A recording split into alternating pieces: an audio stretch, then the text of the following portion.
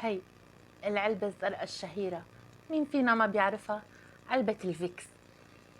بس يمكن في كتيرين كانوا مستهينين فيها مثلي، أنا ما كنت عاطيتها بصراحة كتير أهمية، يمكن لأنه كنت لاقيها رخيصة وبيبيعوها بالسوبر ماركت وبالصيدليات وعلى البسطات، فما فكرتها شي مهم. بس مؤخرا اللي متابع قناتي بيعرف إنه أنا كنت بماليزيا، وهنيك حرفيا كل الناس، كل واحد فيهم مع وحدة من هي بجيبته. وين ما رحت، بالمترو، بالعبارة، بالمحيط، حتى بالتلفريك كانت قاعدة جنبي وحدة صينية، فتحت شنطتها طلعت علبة وبلشت تتنشأ. وين ما رحت بشم ريحة فيكس.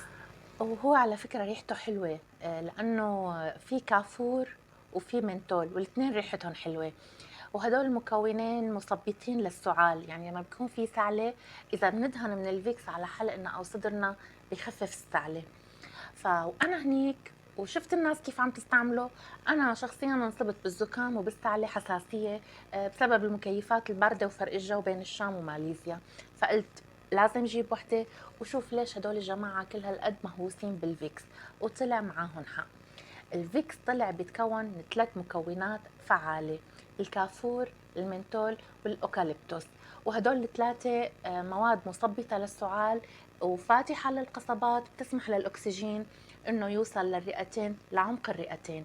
فلما بنكون مثلا مصابين بالسعال وبدنا ننام بالليل وما عم نقدر ننام، دهنة صغيرة من الفيكس على الصدر أو الحلق آه، بتخفف كتير من السعلة وبتحسن مستوى التنفس.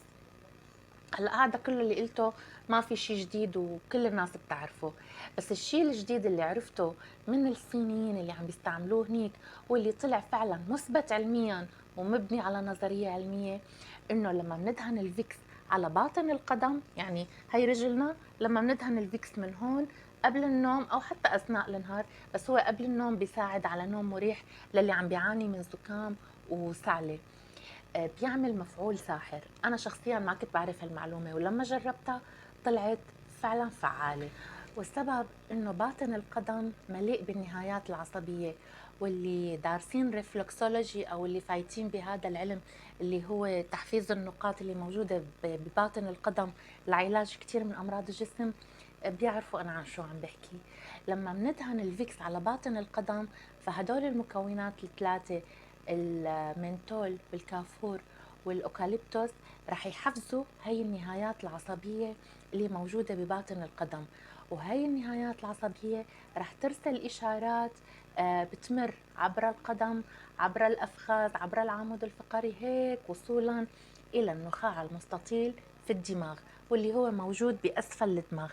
النخاع المستطيل اللي موجود بأسفل الدماغ هو اللي بيوصل الدماغ مع النخاع الشوكي، اللي هو تقريبا مسؤول عن كثير من العمليات الحيوية بالجسم، منها التنفس، ضربات القلب، ضغط الدم، ومن ضمنها منعكس السعال.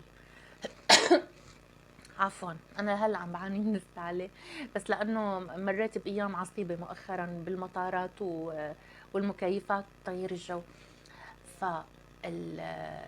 لما هذا الفيكس بحفز النهايات العصبيه باسفل القدم وبتبعت رسائل للنخاع المستطيل، رح يثبط منعكس السعال ويهدئ من السعلة بشكل كتير كبير. موضوع كتير سهل وبسيط وطبيعي وفعال بدرجة كبيرة، فحبيت فيدكم فيه. وبما انه نحن هلأ مقبلين على فصل الشتاء ورح يكون هو موسم السعلة والرشح والإنفلونزا، فبعتقد إنه لازم كل واحد فيكم يكون عنده علبة صغيرة من هي، رح تساعده كتير إذا انصاب بالسعال أو انصاب بالرشح أو الزكام وما عرف ينام الليل. حطوا منها على باطن القدم، افركوها وناموا، وإن شاء الله ما رح تحسوا بأي أعراض مزعجة. بتمنى لكم دوام الصحة والعافية، وإن شاء الله ما بتحتاجوا لا الفيكس ولا غيره. وموعدنا قريبا بفيديو جديد. اعذروني على تأخير فيديوهاتي، بس لأنه أنا ما صار لي زمان راجعة، بس شوي وبنرجع للروتين القديم والروتيرة القديمة. وحتى ألاقيكم بالفيديو الجديد، بتمنى لكم كل الخير والحب والسعادة، ودمتم بحفظ الله ورعايته.